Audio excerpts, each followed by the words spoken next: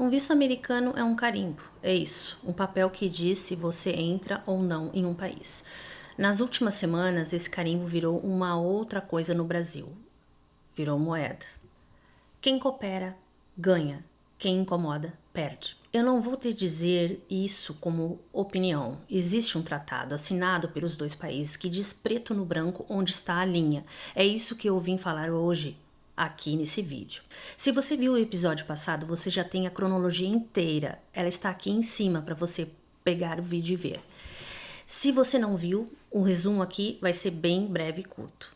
Os Estados Unidos passaram o último ano tratando o Brasil como um assunto interno deles.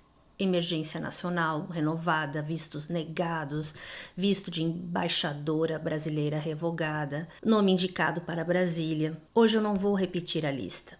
Hoje eu quero falar do mecanismo. Por quê? Porque a lista todo mundo já deu. O mecanismo quase ninguém explicou.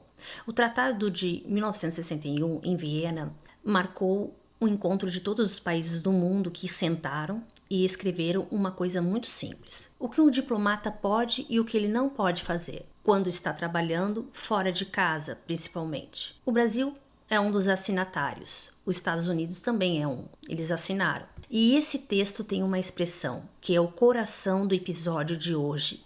Ele diz que o diplomata pode sim se informar sobre o país onde ele está, por meios lícitos. Meios lícitos, guarda essa expressão comigo, porque ela é generosa, ela permite muita coisa. Ler o jornal daqui é meio lícito, ir ao seminário é meio lícito, conversar com o deputado, com o empresário, com o jornalista, com o professor, tudo isso é meio lícito. Isso não é uma espionagem, isso é literalmente o trabalho, é para isso que existe embaixada. Só que o mesmo tratado tem uma segunda regra. Logo mais adiante, o diplomata tem o dever de não se meter nos assuntos internos de um país, aonde ele está, não interferir. Então repara onde a linha passa. Ela não passa entre conversar e não conversar. Ela passa entre se informar e influenciar, entre perguntar e oferecer. No momento em que a conversa deixa de ser troca de informação e passa a ser vantagem pessoal, acabou o meio lícito. Agora eu quero te dar 2 casos concretos dos últimos 2 meses. O primeiro, 23 de junho, o consulado dos Estados Unidos em São Paulo chamou influenciadores de ultradireita para conversar sobre liberdade de expressão e ambiente digital. Quem revelou isso foi a revista Fórum.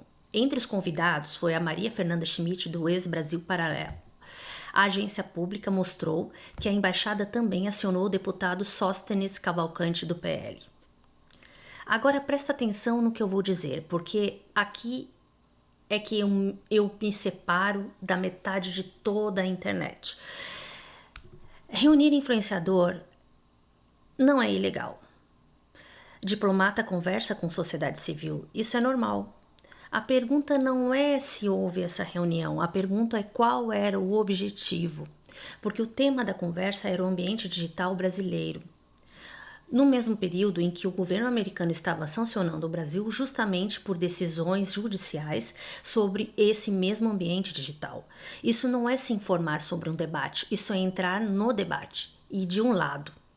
Agora o segundo caso. 5 de agosto, o jornalista Leandro Demore publicou na newsletter dele, na internet, A Grande Guerra, que pelo menos 3 jornalistas relataram a presença de agentes do consulado. Ele obteve isso por informações, né, secretas, no caso, confidenciais, né, que todo jornalista tem.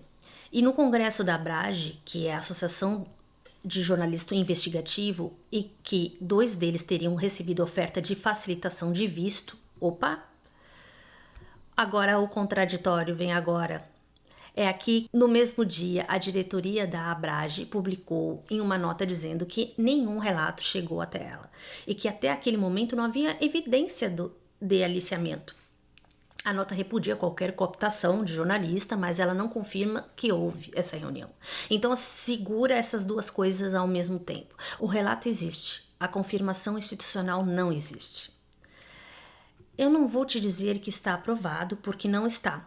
Eu vou te dizer outra coisa. Se na verdade não é a zona cinzenta, oferecer facilitação de visto a um jornalista não é meio lícito em nenhuma leitura desse tratado. Isso não é se informar, isso é comprar. Fecho, e agora junta com outro lado. 4 de agosto, os Estados Unidos revogaram o visto da embaixadora Maria Luísa Ribeiro Viotti. Não é expulsão.